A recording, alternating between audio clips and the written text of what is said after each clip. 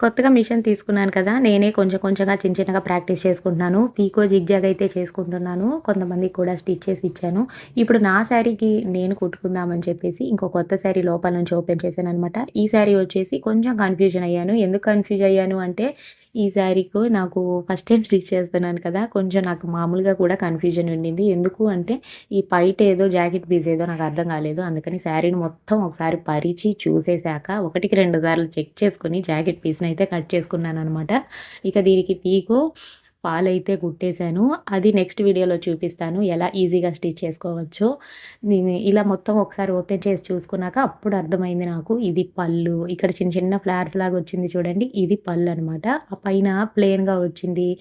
Jacket చూడండి blouse jacket పళ్ళెక్కువ వచ్చేసింది గదా! హ్యాండ్స్‌కి అదనమాట. ఇలా డిసైడ్ చేసుకొని అప్పుడు జాకెట్‌నయితే కట్ చేశాను. మీరు ఇలా కన్‌ఫ్యూజ్ అయ్యుంటే నాకొక కామెంట్ చేయండి.